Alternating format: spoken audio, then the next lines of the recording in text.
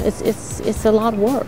These girls work hard. It's a hard job. I've let girls come in here, come to work as subs and stuff, and think that they're coming in just to do what they do in their kitchen at home, and honey, it ain't nothing like that. You know what I mean?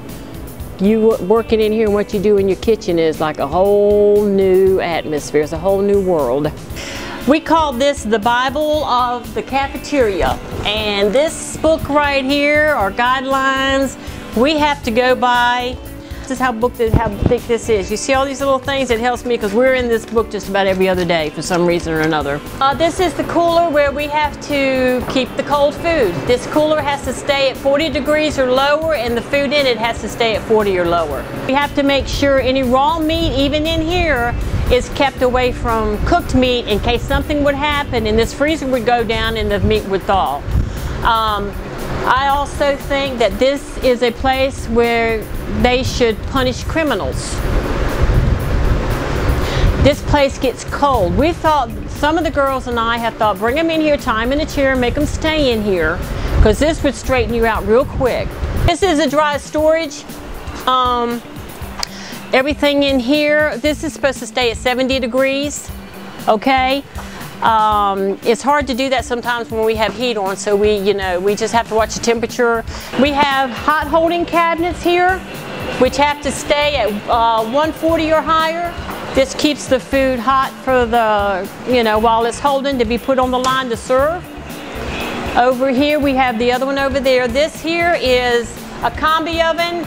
It can go from steam to hot to combi. We can cook 20 pans of pizza in this oven, and within a half an hour we can have 20 pans of pizza cooked. It's great. I love it. I wish I had one at home, but I can't afford it. We separate these areas. That over there is the meat prep area. This over here is the bread, vegetable prep area. You don't want those areas too close together in case raw meat juice slings or flies when they're cutting. That could cross-contaminate your food. You don't want that happening while you're cooking. This is the dish room. This is our dish machine. That also has to be cleaned every day. When they leave, the inside has to be cleaned out. All this has to be cleaned and shined. These are the sinks where we have to wash items, and then you have your water in one. You have to have your rinse water in one. This here is your sanitized water, which you do last. Wash, rinse, sanitize, and then it has to air dry up here. What they have to do and make sure everything's out, the right spoons are in there. If you'll come out here, we'll try not to get in their way because they go fast. You gotta watch Angie, she'll run right over you, man. She gets it done though.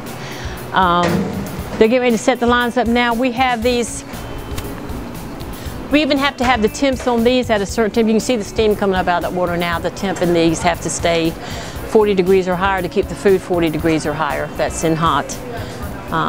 So we have to, that's cleaned and sanitized every day also. All these lines are, we have 4 serving lines. No other school does that I'm aware of, because we have, and also 4 lunch periods. So that we stay pretty busy. And let me tell you, we're rolling between lunches.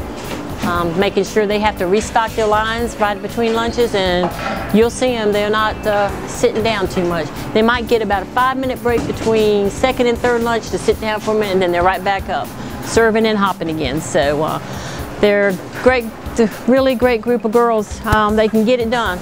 So anyway, we'll wait. You'll get to see the kids in a little bit, and hope you've enjoyed the tour. So.